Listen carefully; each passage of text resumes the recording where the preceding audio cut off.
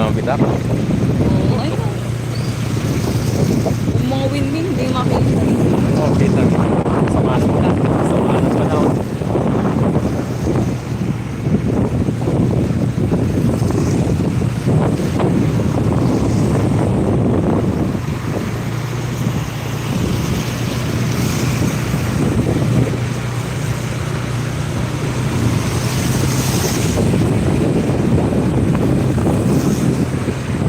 Grabe rin yung ano.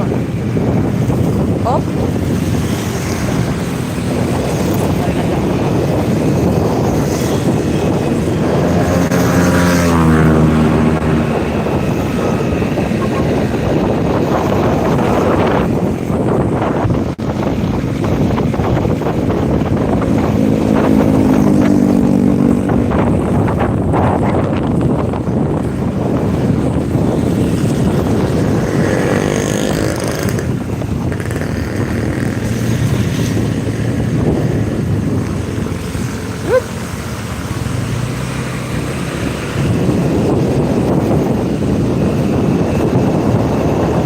Lalo itong mga puno na ito pag masyado malakas ang hangin. Dapat nag-clearing.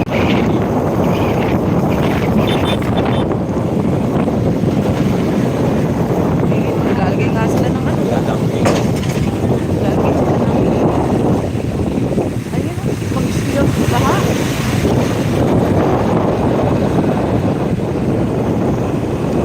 Baka sila pinagtubig galing na sa mina.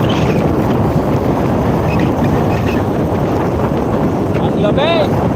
Grabe, nakakatamad lumabas.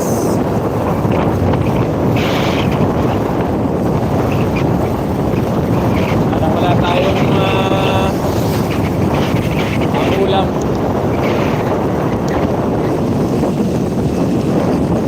Ramdam na rin yung ulan dito yung masamang panahon sa Bacoor.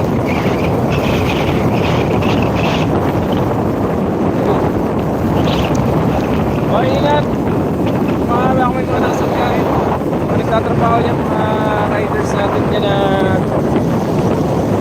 mga tropa, ingat sa biyahe.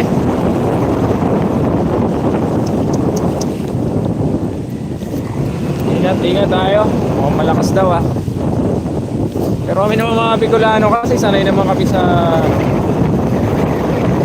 kaya pagkabata sanay na tayo sa bagyo eh. Kaya yung mga ganito parang ano pa rin naman yung kaba pero parang nasanay na lang din eh.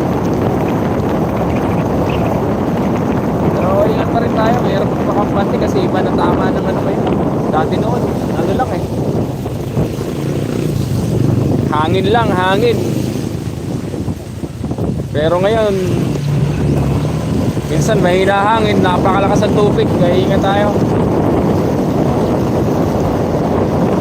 Mamaya pa namin mararamdaman dito tsaka hanggang bukas sa madaling araw, kaya ingat. Pero kanina pang umaga yung pag-uulan. Dapat nag-clearing sila dito. Yan yung ginagawa ng government, nag-clearing bago magbagyo. Kasi yan, tatamaan yung mga wire na yan. Nako, akala siguro nila mahina.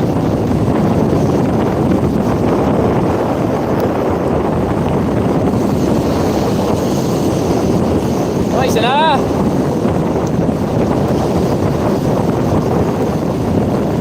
Kuragan man na.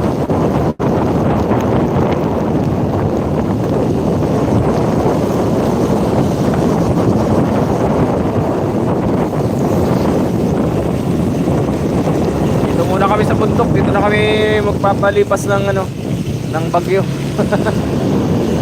God bless, ingat tayo, ingat.